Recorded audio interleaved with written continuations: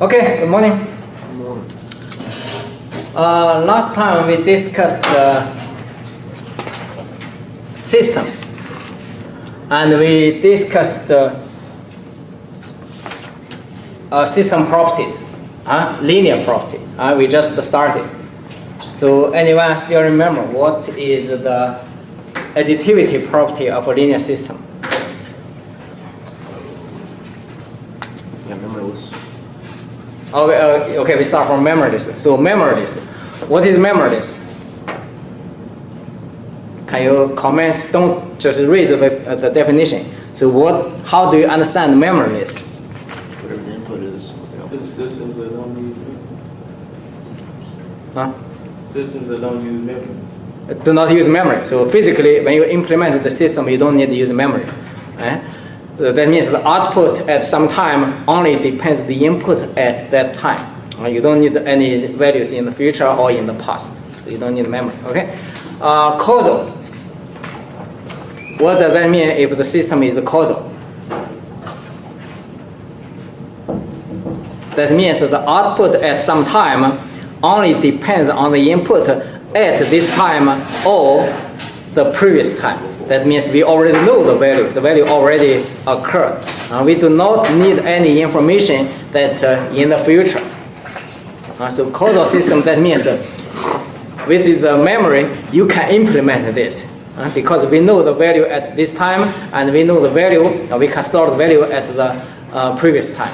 We don't need to predict any value in the future. That value hasn't occurred yet, so we don't know. So that is a causal system. What is a stable system?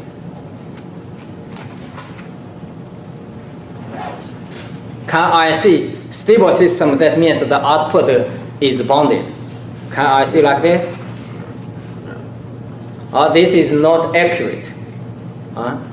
If you only see the output is bounded, that is not accurate. The reason is with the condition. If your input is bounded, then your output will be bounded. So that is a stable system. For a stable system, the output can also be out of bound. For example, if your input is out of bound, then your output can also be out of bound. For example, y equals x. That means this is just a straight line between input and output. That definitely is all pass filter. So that is a stable system. If your input is bounded, then your output is bounded. If your input is out of bound can be infinity, then your output can also be infinity because there is only one straight line in between. So this is also a stable system. So the condition for the stable system is if your input is bounded and your output is also bounded, then that is. Does it make sense? Okay, what's next one? Yeah, linear system. Linear system. So we only started the linear system. So linear, for a system to be linear, we need to satisfy two conditions. The first one we discussed last time is called additivity or called superposition. What does that mean? Basically,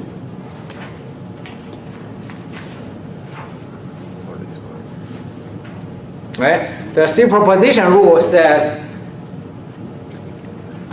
if you have input x1,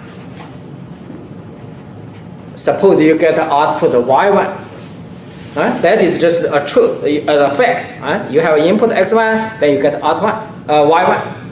If you have another one, different input x2, then definitely you are going to get a y2. We do not specify any condition for this. This is just fact. x1 get y1, x2 you get y2. Now is the condition. If you add these two inputs together, x1 plus x2, then you have a new output. This output may equal to y1 plus y2. May not. If it is equal to y1 plus y2, then this satisfies the additivity or superposition. The example we discussed last time is y equals ax, just the linear amplifier. Y equals ax. That satisfies the superposition. And Anyone can give me example that a system does not satisfy this additivity property? For example, y equals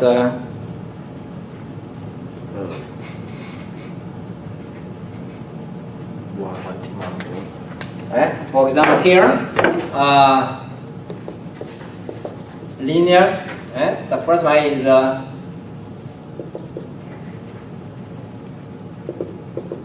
additivity or called superposition.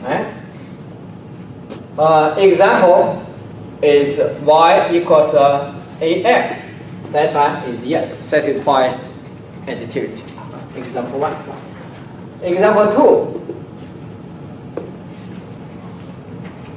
Give me an example that does not satisfy this additivity property. Let's see. How about this one? Y equals x squared. How about this one? We need to have a proof. So let's do this. Suppose you have x1. This system is just a square. You have input x1, then you get output y1, which equals x1 squared, right? You have input, you have output, equals x1 squared. If you have x2, then you are going to have the second output, which equals x2 squared. Now we make a new input, which is x, and we let this one x equals x1 plus x2. So let's see what is this new output. This is a square, so that should be x squared, right? Make sense? So what is x? X is the sum of these two, so x1, x2 squared. That is also correct. That is a fact. If you input this to your system, that is what we get. Make sense?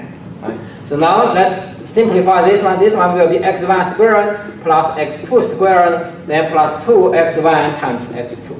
That is just math. This one is identical to this. No big deal, right? Okay. If this system is linear, then for this output, we should have, we are not quite sure yet, we should have a y1 equals y2 for the system to satisfy superposition rule. This one must be true. If this is yes, then this satisfies superposition. Now we know this one is the fact. That's the real. Now the question is this one equal to y1 plus y2?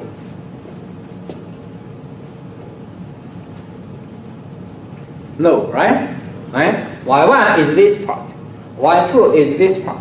That's two are equal, but we have additional term here.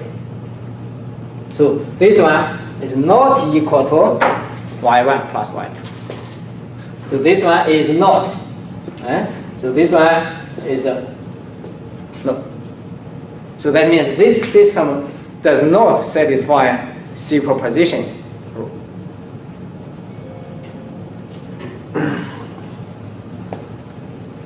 Any questions on this?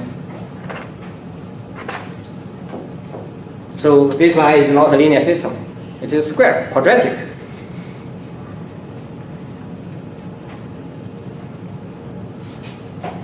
It's good? Any questions on this? Okay, the second property, in addition to superposition, is called scaling. Scaling means if you have x, you get y. If you have ax, you multiply by constant. A here is constant. You scale it, that means multiply by a. If you have a squared, ay, if this is true, x, you get y. That is a fact. If you multiply by input, and your output is also multiplied by the same constant, then that system satisfies scaling property.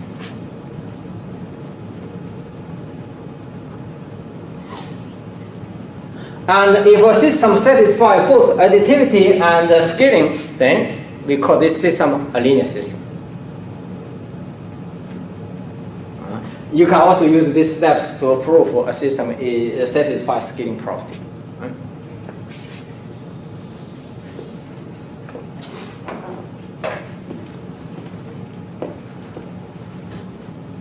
Any questions? So if I ask you to prove this system is linear, then you need to do these two steps, one by one. Or we can combine these two steps together. So what we do is linear. If x1 you get y1, suppose x1 you get y1, x2 you get y2. If ax1 plus bx2, you scale this by multiply by a, you scale this by multiply by b. If you get this equals ay1 plus by2, if this one is correct, then it is linear.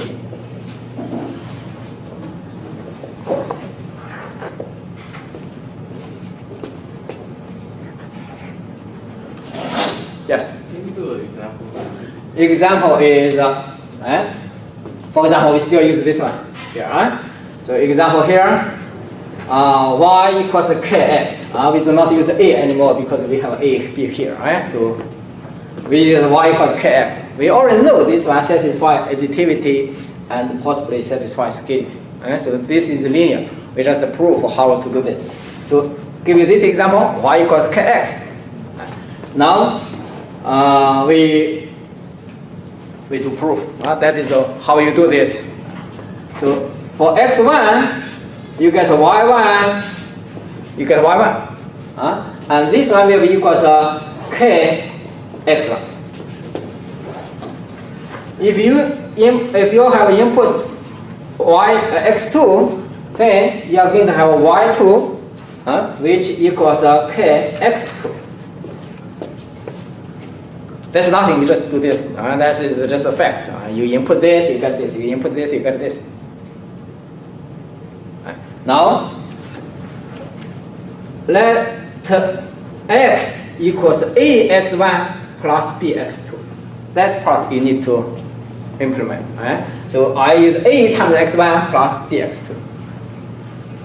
So let's see, then the output will be equal to, so this one is the input, so that will be equal to kx. We do this for the system. You do not think this one equals a times y1 plus by to direct. That is what we want to verify. What you do is when you have this new input, you input this to your system to see what the output is. So this one, the new input, all right, now the output just equals kx, because this system is like that. Make sense? Okay, because we want to verify if this one is related to y1 and y2 by this way, if or not. So we need to simplify to make this one represented by y1 and y2. Right? So what we do is this one here, k. What is x? X equals ax1 plus bx2. Right? That is only the math. That's not. Right, so that's why equals k ax1 plus k bx2. Right? Again, this math. So now, here's the part. We need to represent this one y in terms of y1 and y2. Right? So where is y1? I can write this one. This a kx1 here. Right? And this one is b kx2 here. And I will put a parenthesis here to make this clear.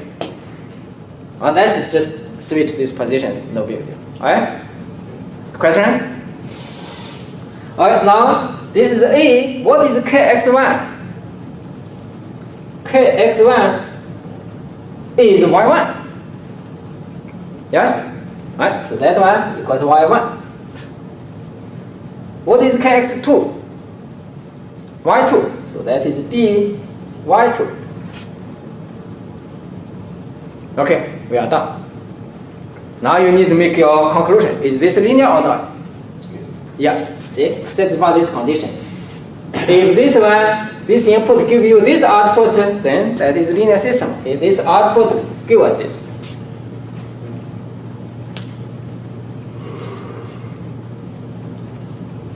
Any questions on that? Good? Okay, I'll let you try another one.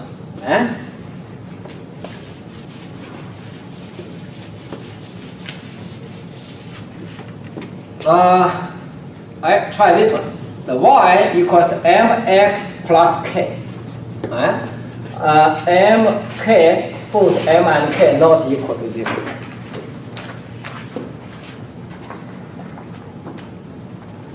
Question is this system a linear system?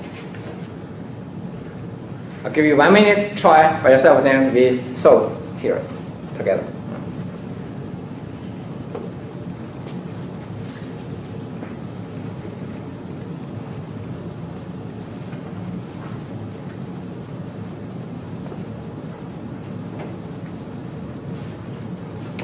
You need to write proof. What is step 1? You get lost. You get lost. To the added. Example is here.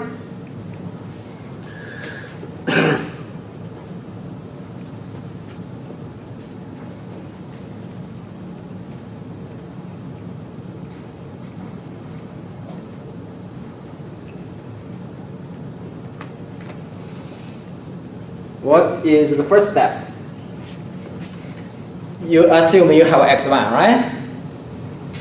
So we assume we have x1, then what do you have? You have y1. Then what is y1?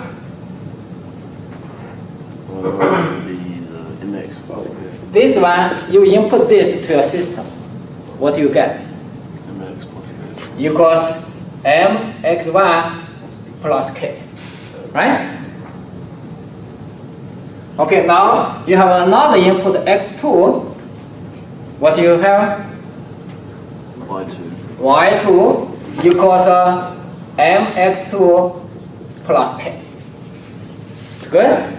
Right? This one, see, every example you just do like that. Right? No. That's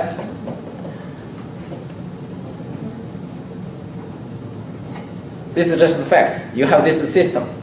For x1 you get this. For x2 you get this. You just write out what the output is for each input. Now the part we need to think. So you make a new input. The new input is x, which is a linear combination of the original two inputs. Okay, so the first one is a x1, then plus b x2. Then what is your output? This one is the input.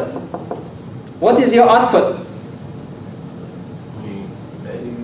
Just the m, x plus k, right? Still the same system. Yes? Yes or no? Yes. Yes, okay. So this one will be equal to, now our objective is to relate this one to y1 and y2 to see if this one equal to a y1 plus b y2. And x equals this, so we plug x into here. So that's m a x1 plus b x2. What next? Plus k, right? Yeah?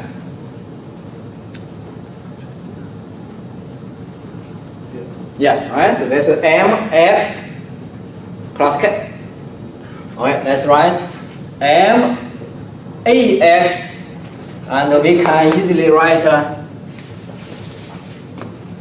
this one equals a mx1 plus b mx2 plus k.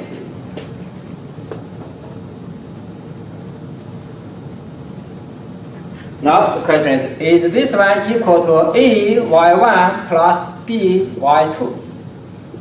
Is this one equal to this? No. Yes or no? This is our real output. We need to compare with this one. If this one equals this, alright, let's see what is this. This one equals a y1 equals here, so equals mx1 plus k, right? This one is this. And this part equals b, right? Then times a here, right?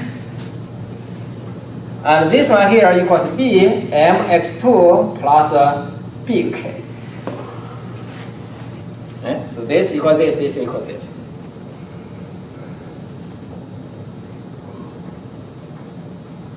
So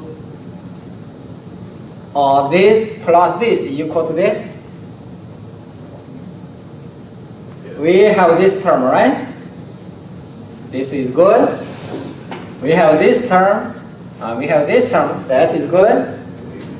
In here we have k, but here you have ak plus bk. If k equal to 0, then this one equal to this. But I said k is not equal to 0. And a, b both are arbitrary numbers. You cannot make a and b both equal to 0. They must be arbitrary.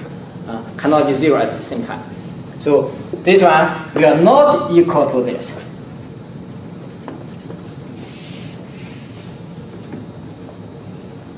Conclusion: is this one linear?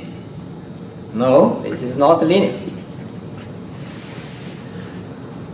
Actually, in circuit analysis, this one is a linear amplifier. Y equals gain, output equals the gain times the input, right? We call this a linear system. But what is this k?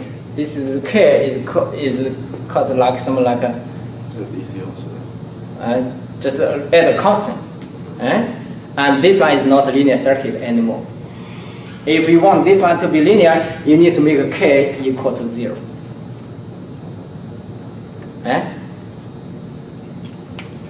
Questions on there?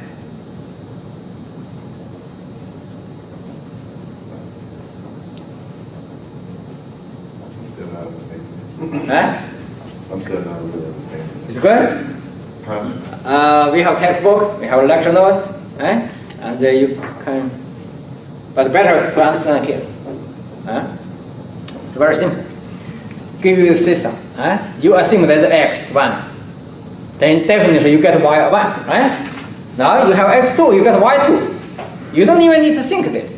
x1, y1, x2, y2. Now you need to think. Okay, you make a new input, which is a times x1 plus b times x2. You directly input this to your system. You will get an output directly, for real.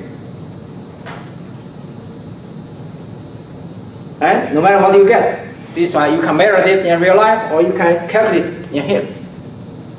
Now you need to compare your real output with these two, a times y1 plus b times y2. If both are equal, it is linear. If not, it's not linear.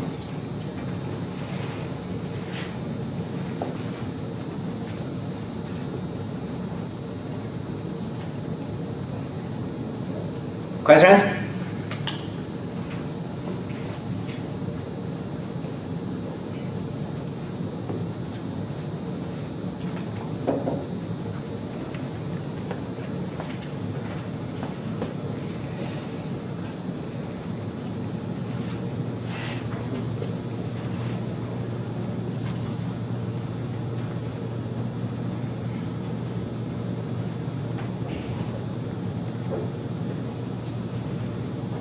You have taken 167 and 168, right?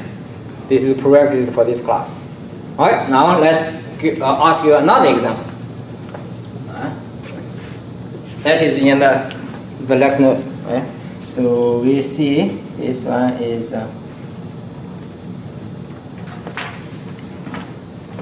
so y equals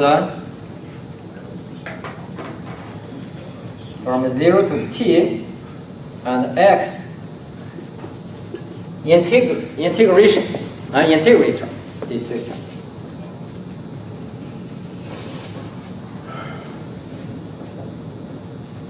This one is a linear amplifier. This one is just integrator. My question is this one linear?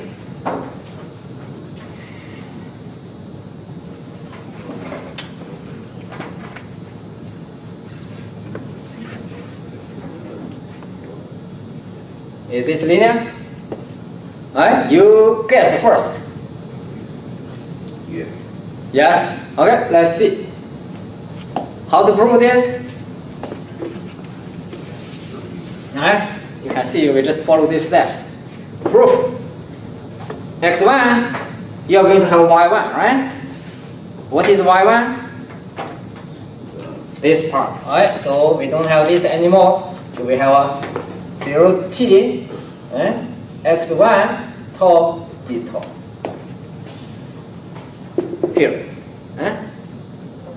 Now we have another input x2, and we are going to have another output y2. What is this? That one will be equal to from 0 to t x2 tau d tau.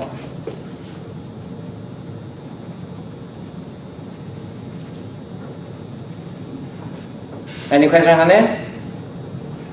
Here we just follow this theoretically, right? So we assume x1 we will get this too. In real life, you may just, for example, measure or something, but you know what? Right? For x1 you get y1, for x2 you get y2. No fancy things here. Right? Just the fact you give me this system, I need to get this y1 and y2 for input x1 and x2. Okay, next one we implement this new input. So that's new input. x1 equals a x1 plus b x2. Use this one multiplied by a plus this one multiplied by b. So what is the new output? The new output will be equal to what?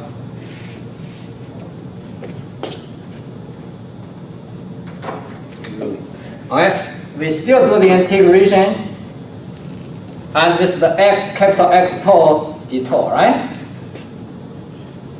Yes? Right? So we plug this x with this one, replace this, so t 0, so a x1 tau d plus b x2 tau, then together that's d tau.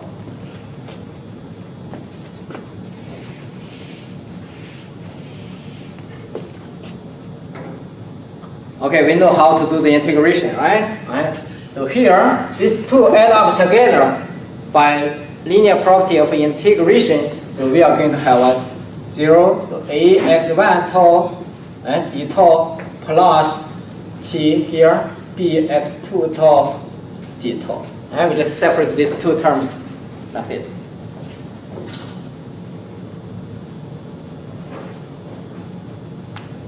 Good? Alright, next one. This a is a constant, right? So I can move this constant outside. So a is here.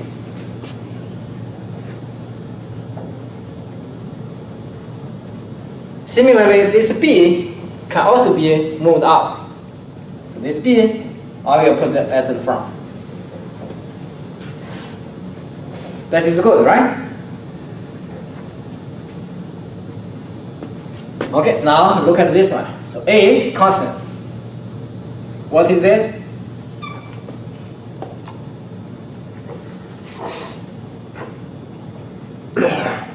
Don't forget what we want. We want to relate this new output with some of the old output.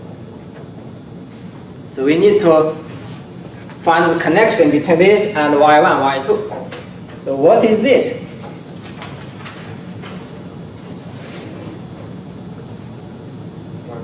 y1. Yes? Okay, then plus b. What is this? y2. Can we make a decision now? Yes. So what's our decision? It is linear because the new output equals the output y1 times a plus the output y2 times b. So this one is linear.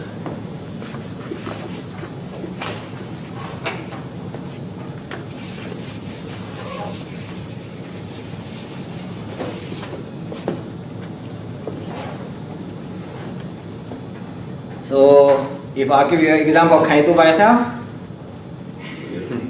Yes? I'll try. You need to try, right? Okay, so. Not that difficult, right? See the rules here. x1 equals y1, x2 equals y2. Then you make a new output to verify the new input, then to see if the new output equals a times y1 plus b times y2. Alright, we finished the linear property. In this class, linear property is one of the most important property. All the systems we deal in this class must be linear. Non-linear systems go away. We don't discuss in this class. The second property is called time invariance. Right? That is the second property that we are going to discuss. So combined together, linear time invariance is called LTI. All the systems discussed in this class will be LTI system. Right? So the next one property is time invariance.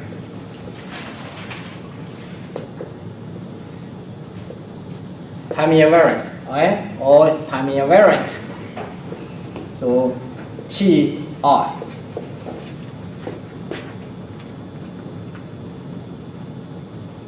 So what does that mean? What does it mean if a system is time invariant, right? Suppose you have X, you are going to have Y. Right? If you have XT, then you get a YT. Sure, right? How about if I delay the input by some time? Right? I will delay t by some t sub 0.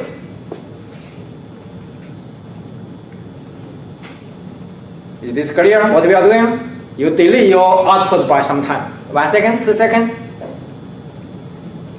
t sub 0. Okay, so we are going to have a new output.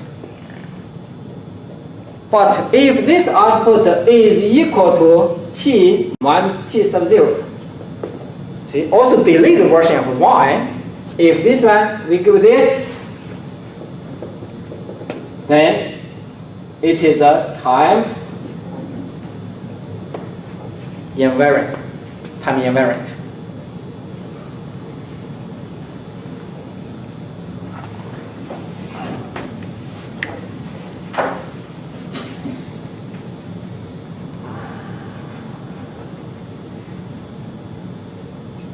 Okay, give you an example. Suppose you put $100 in the bank today. Today, next year, you are going to get, for example, $101. Input, output. Okay, suppose you delay by 1 day. You put the $100 tomorrow. You still get $101 1 year after tomorrow. Is this system time invariance?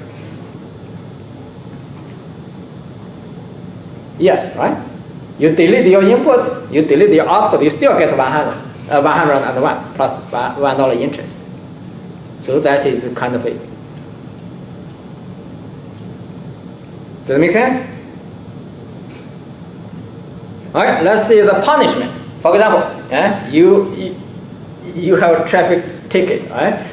You are fined by like $200. So if you submit your $200 today, you just put today. Yeah, you just submit $200 check. If you submit it tomorrow, they give you like $250. You need to pay $250. Is this system time-invariant? No, right? Because your input is deleted by 1 day, your output change. It's not 200 anymore, it is 250. So that is not time-invariant. It's a change with time.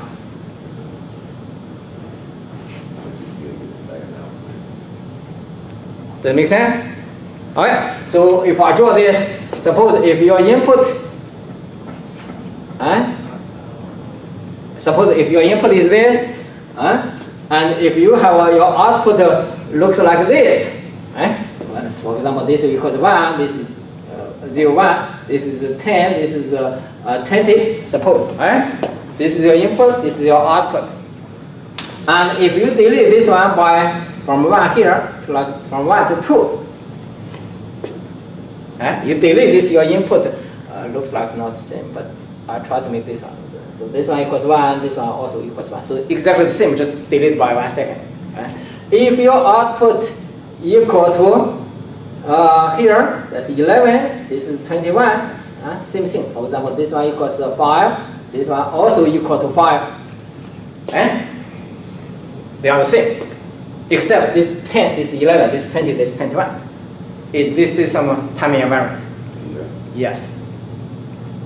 How about change this one like this? No, not anymore. How about I still keep this, but this one is 111, this is 121. Still the same. Still the copy of this one, but just change this one. So is this time-invariant? Yeah. Yeah, this is still. Yes? This should be separated by 5. See, this input delayed by 1 second. Yeah. Is this also delayed by 1 second? This is 10, this is 111. Is this delayed by 1 second? Yeah, it said, yeah, that's 100. No, I think this is delayed by 101 second. This is occurred far, far away. Right? Yeah. So this one is not time-invariant. Right? Like this example. You lend me $10. Right? Today, I will pay back tomorrow. That's the system. If you lend me $10 next week, Wednesday, I will give you $10 back after 1 year. So the delayed time is not 1 day. For our system, you give me today, I give you back tomorrow. So that's it. But you delayed by only 1 week, but the payback is much more than 1 week. So if the output is greater than the input, it's time-invariant. The time-invariant means the output, the first one must be exactly the same. The output must be the same. For it to be time-invariant. Yes. Okay. Right? And also delayed just by the same time from here. This delayed by 1 second, this must be delayed by 1 second. This one is not. So this one. So the time difference has to be the same. Hmm? The time difference has to be the same. Yeah, the delayed time must be exactly the same as the delayed time in the input. So for example, I push the button of the light, right? This light needs time to on. I push the button at 8 o'clock. Suppose, for example, it is turned on at 8, need 1 second, or 8 hours, 1 second is on. If I push the same button at 9 o'clock, it will be on at 9 o'clock and 1 second. So that is a time-invariant system. If you push the button at 9, but it needs like 1 hour to turn on, then that is not time-invariant anymore.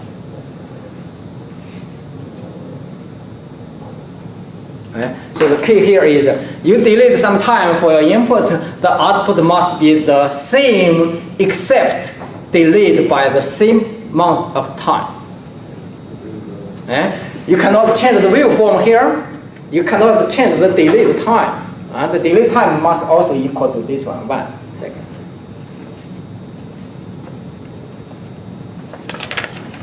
So this is called a time invariant.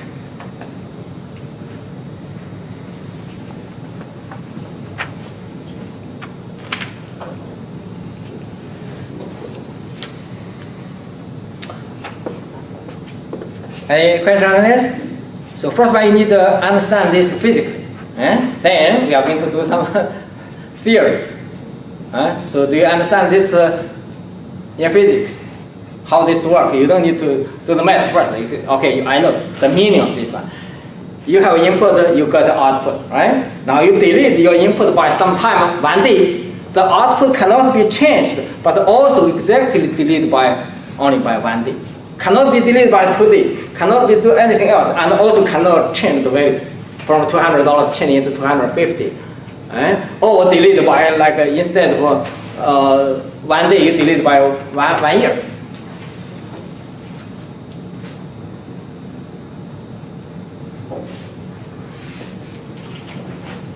Question?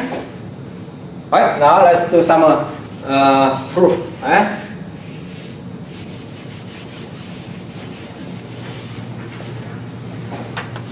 Again, we just use this integrator. Example, yt equals t x tau d tau. I want to know if this system integrator is a time invariant system.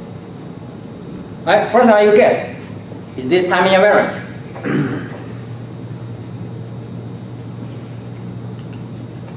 You have an integrator here, right? Give you an input signal, you do the integration, you get output. Now you delay your signal by something like 1 second, you still input to here, you get another output. You compare these two outputs. They must be exactly the same, except the second one will be delayed by exactly 1 second. Do you think this is true? If it is correct, then that is time invariant system. Is that an infinity? Yeah, it's a negative infinity.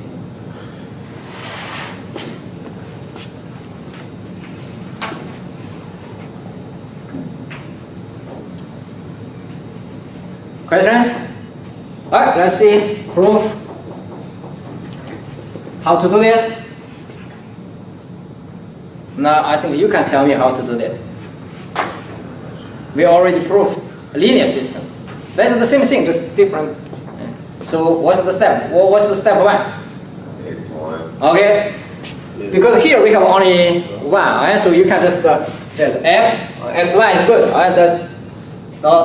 That is good. So xt, then you are going to get a yt, right?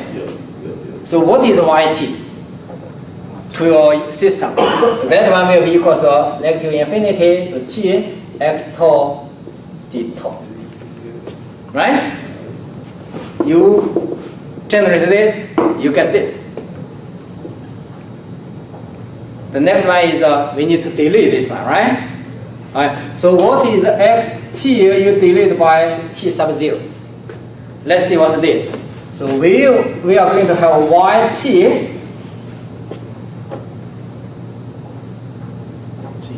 Right? So we put this one. That's capital YT. Right? So we are going to make this one a different. Right? If you like, as you said, use x1, then this is a y1. Right? So this is the new xt will be equals x1 delete. So now let's find the yt, and we want to make sure this one equal to y1 t minus t sub 0. So that is what we want. But right now, you can only imagine this in your head. That is what we want to prove. But you do not write this one. So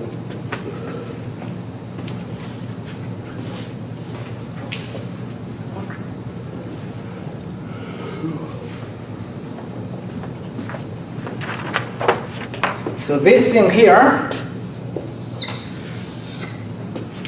you don't write here on the paper. You need to, that is our objective. You need to keep this in mind. Does that make sense? Right. So now we get this one. So what is YT?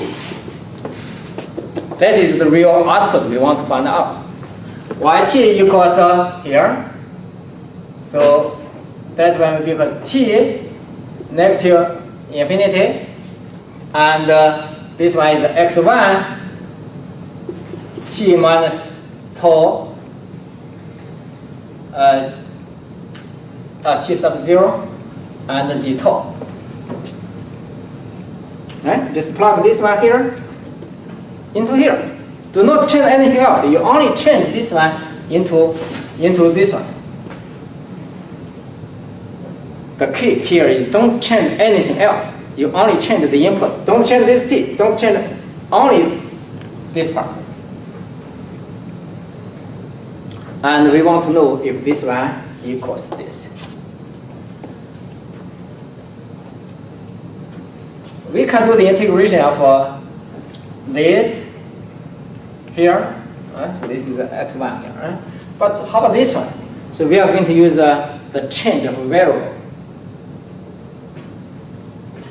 Anyone still remember this? The change of variable, yes or no? Right? So we let m equals t minus t sub 0, make this one here. Right?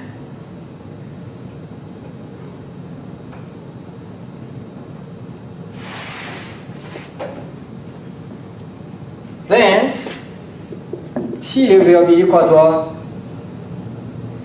m plus t sub 0.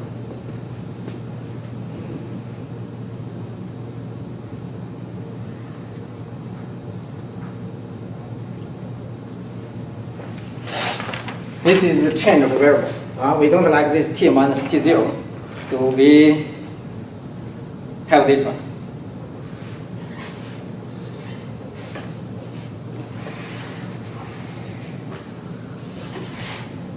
Any questions?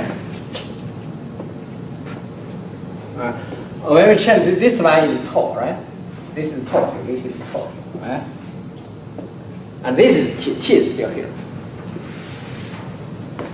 x1, this is tau. These two are the same. This one is the same here. Right? So we make m equals tau, right?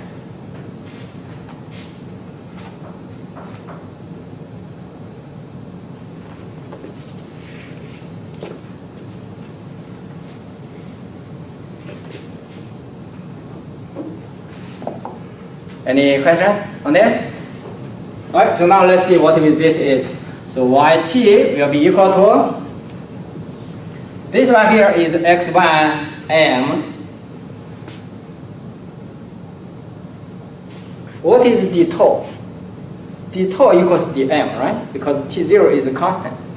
So this one will be dm.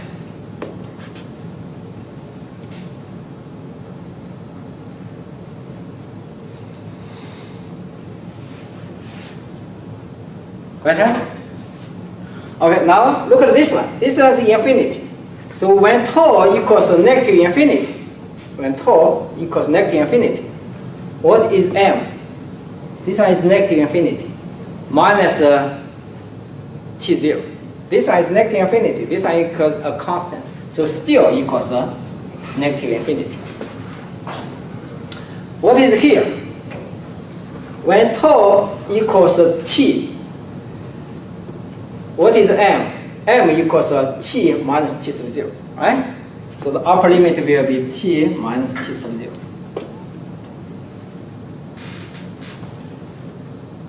Right? That process is called change of variable. Okay, now we copy this part, t minus t sub 0, this negative infinity. The integration, x1 m dm. What is m? M is the integration variable. So we can just change to anything else. Change to x, change to anything. So we change it here back into tau because we want to relate this part to y1. So this one will be x1 tau, just the d tau. I change variables. That's nothing. Now look at compare this one, yt. Is this one equals y1 t minus t sub 0? So is this true? What is y1? y1 equals this one. Eh? yt equals this one, this is t here. Now our t changed into a t minus t sub 0. So is this one t minus t sub 0? Yes. Okay? So that is yes. Now this one you need to ask yourself here, right? So that's why we need to compare this one with the. So this is yes. That means this is a time-invariant system. So yes, it is TR.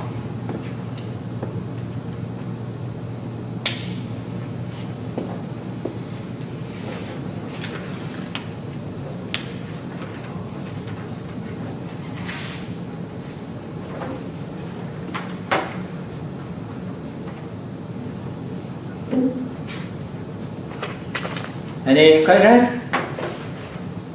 So the integrator is a time-invariant system. You do the integration today, you get a result. You do the integration tomorrow for the same input, you get exactly the same output, but the result is also delayed by 1 day.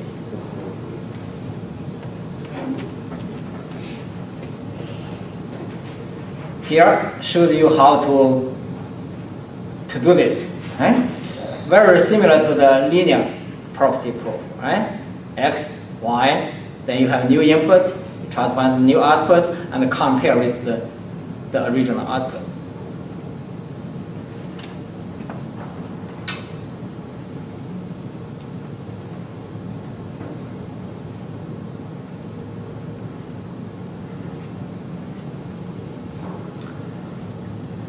Questions? No? It's good? How about I give you one and let you try? Okay, looks like everybody like that, all right?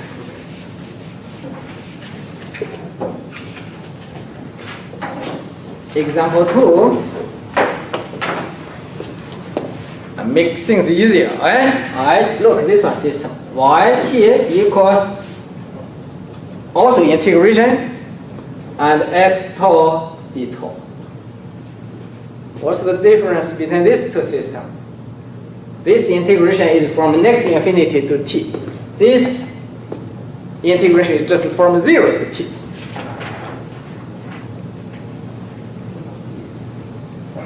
Right? Is this time invariant?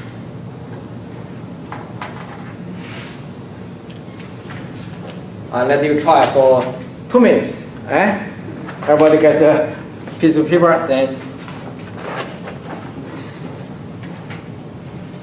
steps are still here.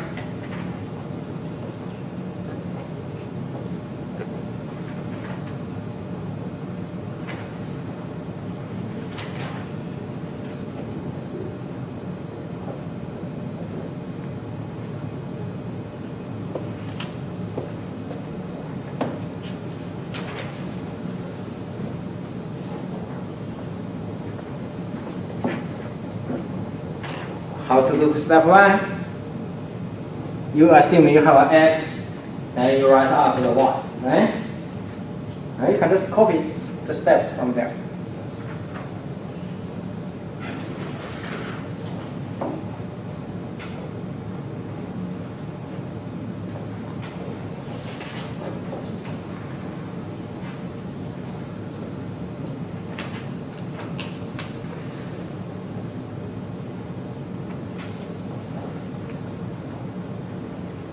As you know, step 1, step 2 is you make a delayed input, delayed by a constant time, t sub 0.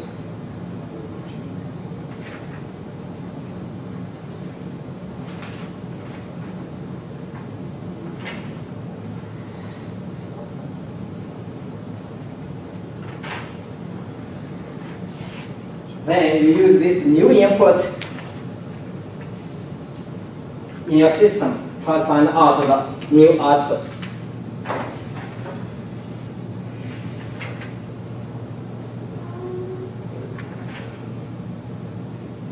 And you use some math to try to prove these two are equal or not.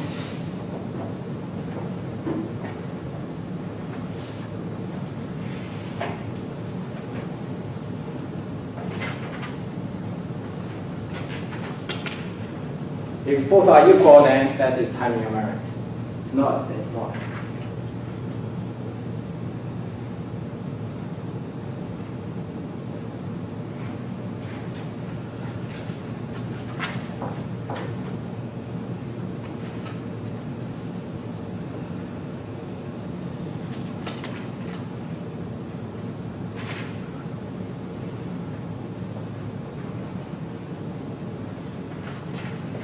Let me write the first step.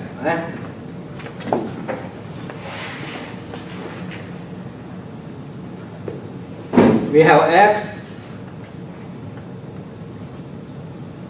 and t. You can write x1. And that one equals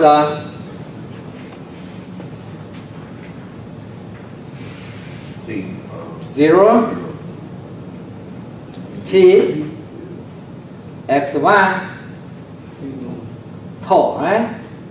D tau, right? That's the first one. Sorry, I'm wrong. Right? So this is supposed to be y1. Right? y1 equals this. So for x1 t, we are going to get y1 equals this one. That is the correct way to do it. Right? So everybody get this, right? Okay, so now we need to have a new input xt. The new input is just a delayed version of the original input. So that one will be equal to x1 t minus t sub 0. We let this one here equal to this. We just delay it by some time. Then we need to find out the new output. This one equals what? That is the key problem. You try this first, right? You know the physics behind it, right? So you have x1 equal to y1. Now x1 is delayed by t0, then you try to find the new output from your system.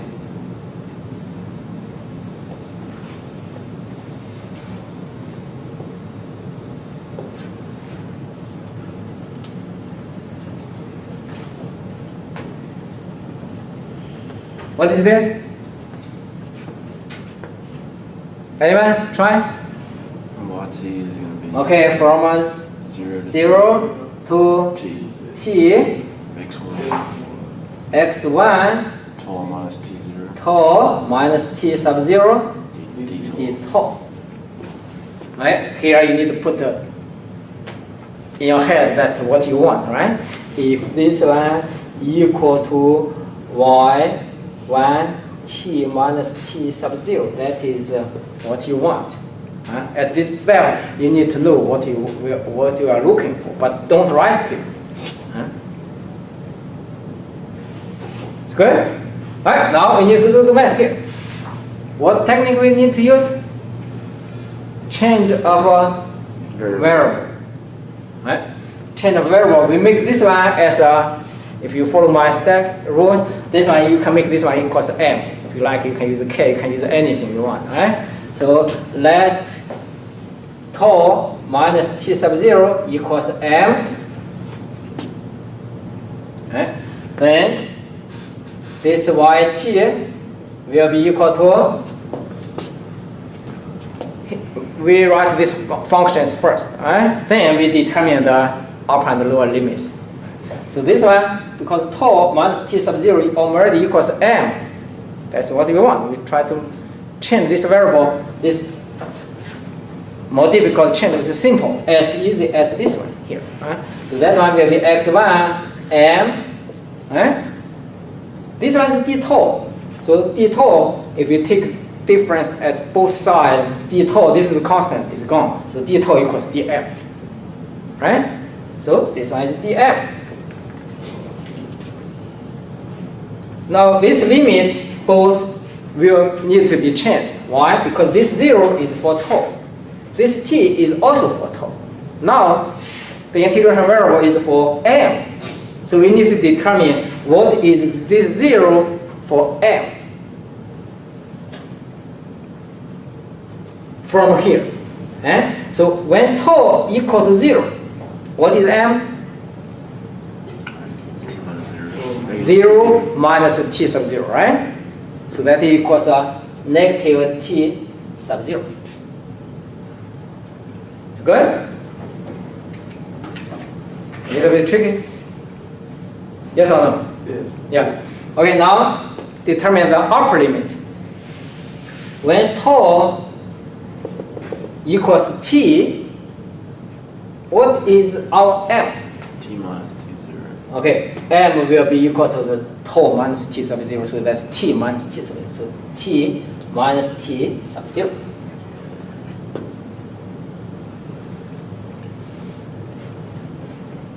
It's good? Alright, now this is just change variable. We change this m back to tau, right? So it will be easier for easier compare. So this m will change into tau. Right? We don't change anything else, right? Can be anything. Now we need to compare. If this one is delayed version of this y1, so if this one equals, I will write here, is this one equals y1 t minus t sub 0.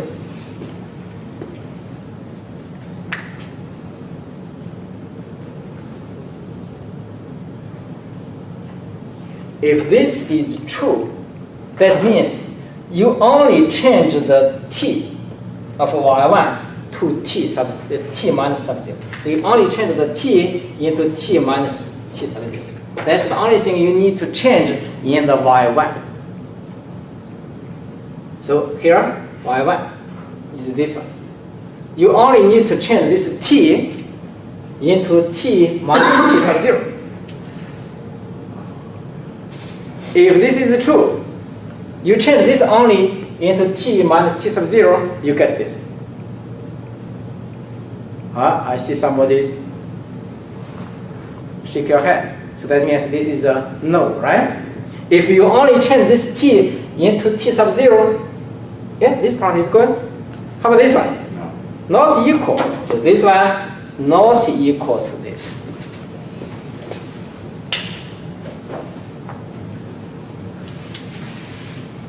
So this one is not time-invariant.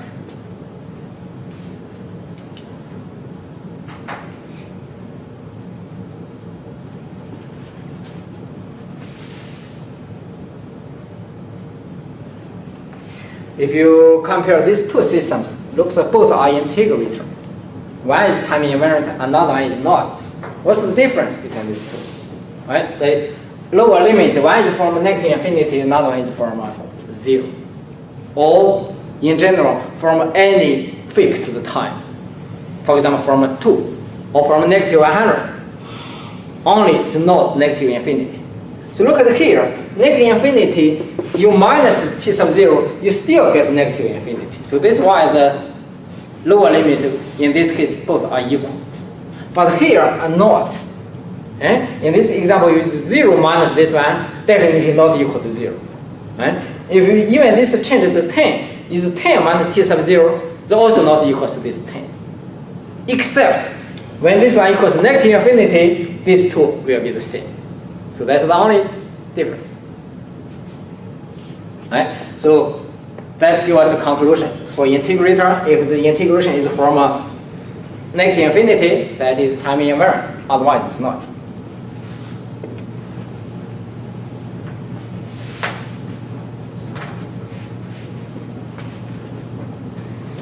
Any questions? These two, one is linear, another is time-invariant, are the two of the several most important concepts. no matter what, you need to understand linear property, time-invariant property.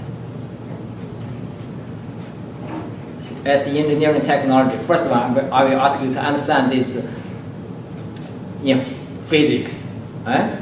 So even you don't want to do this theoretical proof, but you still need to know what that means in real life, in physics. What is a system is a time-invariant system. That means if you delete, give you an input, you get output, no matter what. You delete by the input by some time, it must be constant, 1 second or 100 seconds. Then you get exactly the same output, except it's also delayed by exactly the same length of time. So here there are two cases. The first one, you need to get the same output. The waveform must be the same. Then the delayed time must be exactly the same.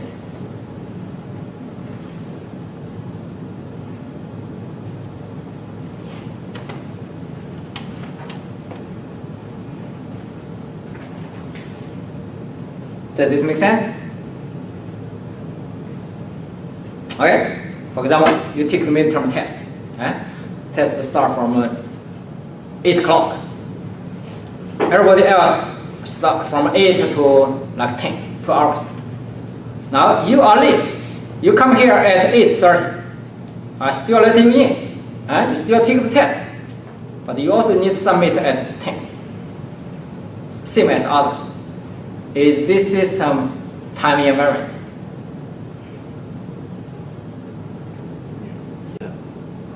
Others have 2 hours to finish. How about you? You have only 1.5. You delayed 30 minutes as your input, but you still need to submit at 10. So that's not. Right? Or if I let you, okay, you start from 8:30, then you can submit at 10:30. Looks like this system is a time-invariant. Make sense? Your input is delayed by 30 minutes. You can still have 2 hours to finish this. So that is time-invariant. Looks like. But the first one is not.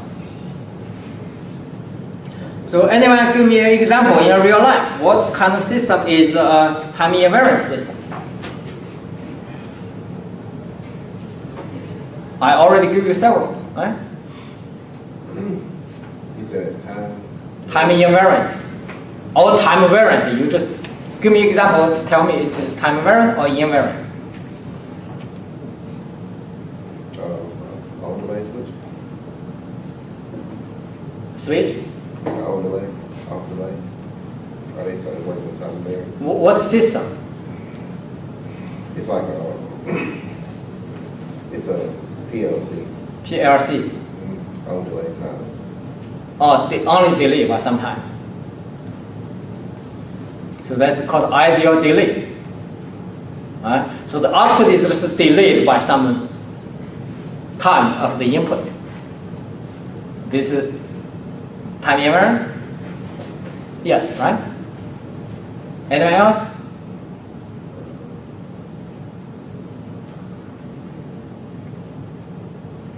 There are a lot of systems in real life, not academically. For example, like what you said. You can consider it's time invariant or approximately, or not time invariant. Okay, now as we said, these two are two of the most important concepts: linear, time invariant. So now we are going to determine the output if the system is linear and time invariant. Right?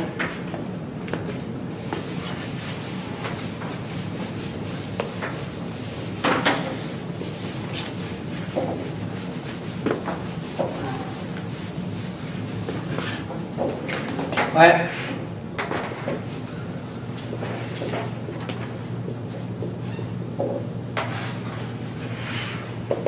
Output of a linear time-invariant system.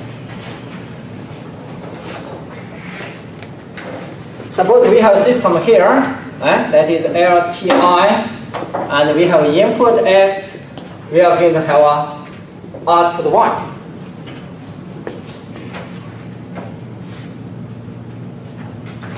We want to know something about the property of the output.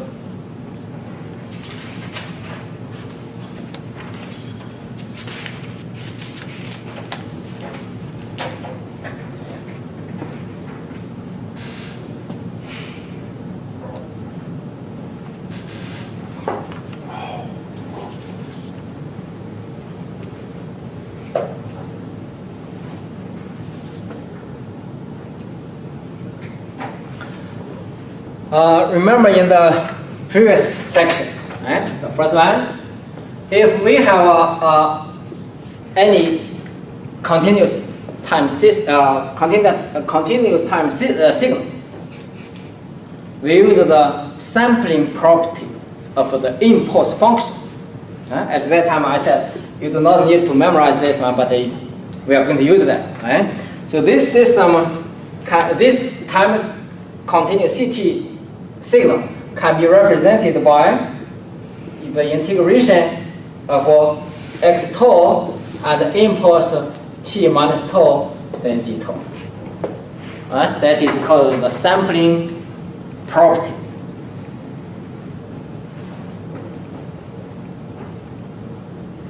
So this one equals this. We already proved this in the slide, but I didn't ask you to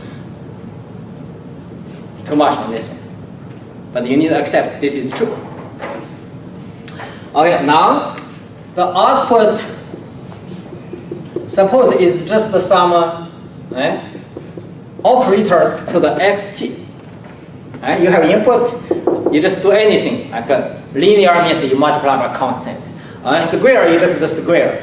Differentiation or integrator, you just do. So this t represents anything. No matter what you do to your input, you get your output.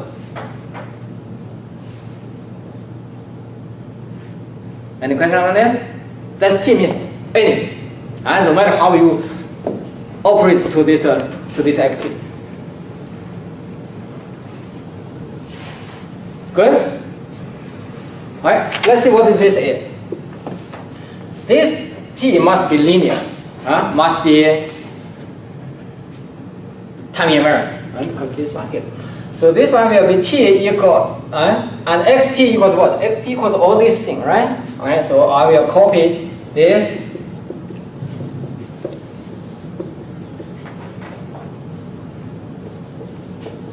Like this.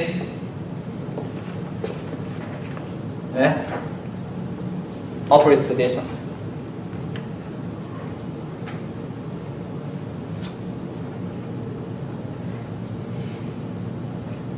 Any questions on this? This is a function of time. This operator is operated to the time, right? But look at this one. What is this? This is a constant, right? This is a constant. So we do not change anything. This is a summation. It's also linear. So what we do is we just do this, and this x tau here. And that's constant, because this constant just move to the front. And this t to this, t minus tau, okay, d tau.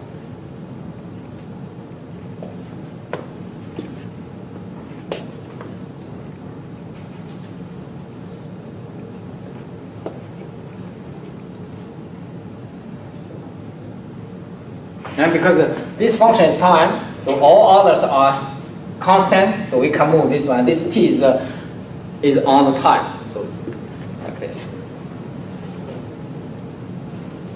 Okay, now we need to define something.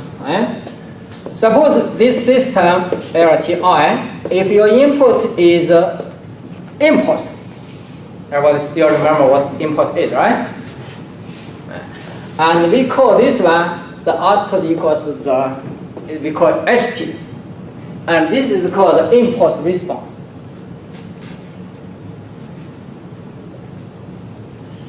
Impulse response. That means it is the response to the impulse. Your input is the impulse, then your output is the impulse response.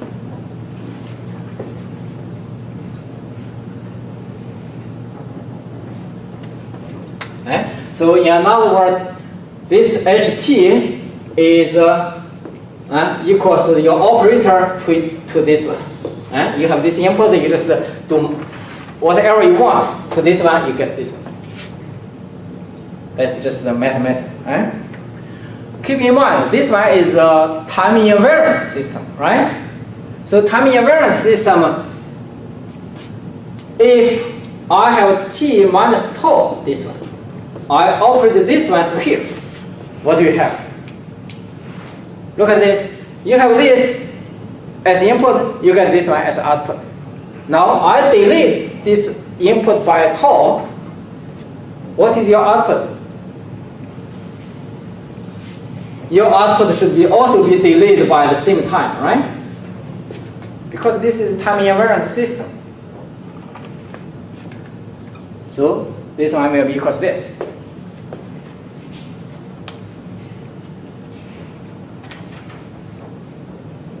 Any questions on that? Let me repeat. You have this LTI system. You take impulse as the input. You can get an output. That output has a special meaning and very, very, very important. That is called impulse response. So important that we give it a special name. It's called impulse response. You understand like this. That is the response to the impulse. Easy, right? Your system, the impulse is the input, then what you get is the impulse response. And so that means you have an impulse as the input, then no matter what you do, that is your system. You get ht. It's good? Because this one is a TI, time-invariant. Because TI. So if you delete your input by some time, tau, your output also must be delayed by the same time. So this one will give us this. Okay, now let's use this one. See here, this one. It will be equal to t negative infinity, positive infinity, and x tau then times, what is this? This one is this here. So h t minus tau t tau.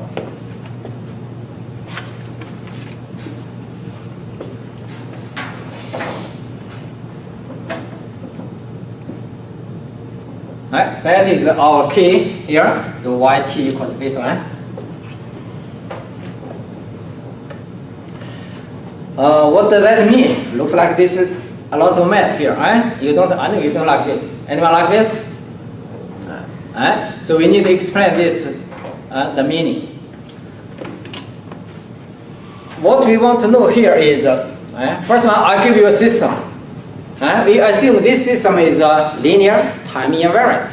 Make sure this all the system we discussed from now on will be linear time-invariant. We don't discuss anything else. I give you an input xt. What I want is you give me the output yt. What you do is first one, you need to make an impulse, because you know the system. So you have an impulse, then you try to find the impulse response. You input this one at the input, then you measure the output. That's it. So you get ht. Make sense? That is the impulse response. Now, once you have the impulse response, you obtain this by yourself. Or someone can give you. Right? Anyway, I only give you this input. What you do is you do this integration. And that is the output. Why this is useful? For example, you go to my lab, I give you a linear time invariant system, this one. I said, okay, I give you a signal, cosine omega t. You tell me what is the output. You measure this. Yeah? You done this. Good. Second, I said, I'll give you another signal. Okay? Impulse. Rectangle. What is the output? You do this again. I have an unlimited requirement. How about the input equals a triangle? Or is like a arbitrary? My voice. What are the output? You need to do one by one in the lab. Right? So you are going to be very tired. You don't want to do like that. What you do is, I will ask you a lot of output to a lot of input. So before you do anything, you measure the impulse response.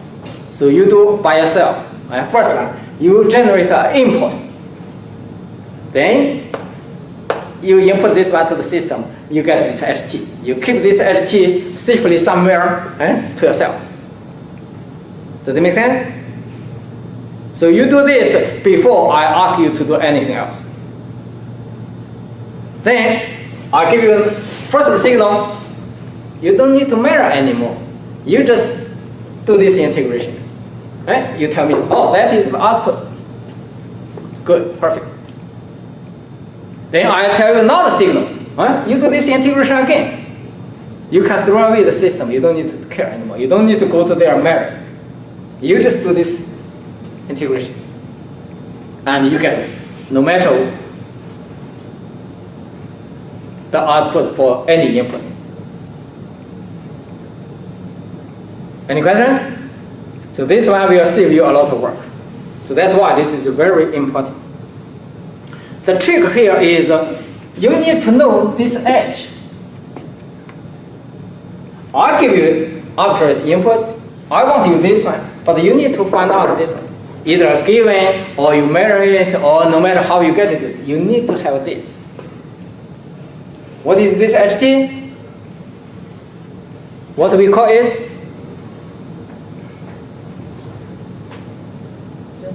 Impulse response. What is it?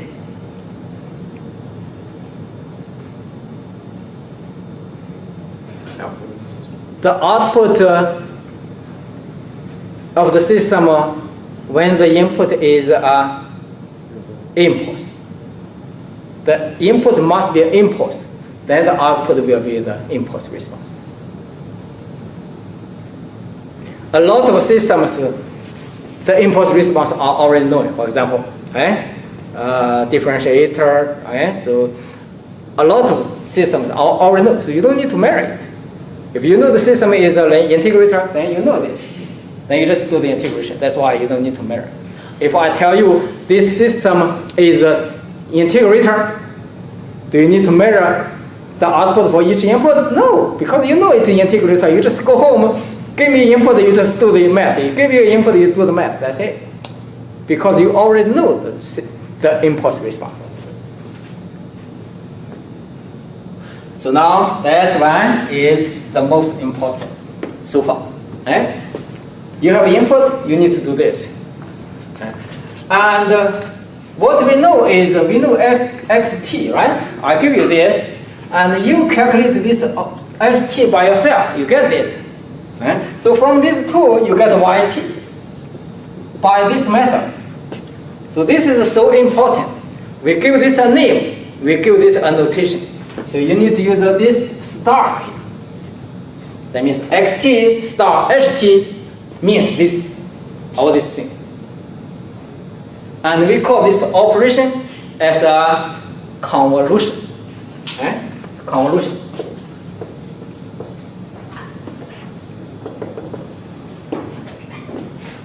You know addition, you know subtraction in elementary school. You know multiplication, division. Later time you know all this differentiation, integration, all these things. Now you know a new operation. It's called convolution. Multiplication is represented by cross. Division is represented by that one. Convolution is represented by a star. So I'll tell you, I'll give you this signal, I'll give you this signal, I ask you to calculate the convolution, so that means you need to calculate xt star ht. What is xt star ht? What is it? That's convolution. How to do it? This thing. That's the definition. Right? So next time we are going to show you how to do convolution with two signals. Right?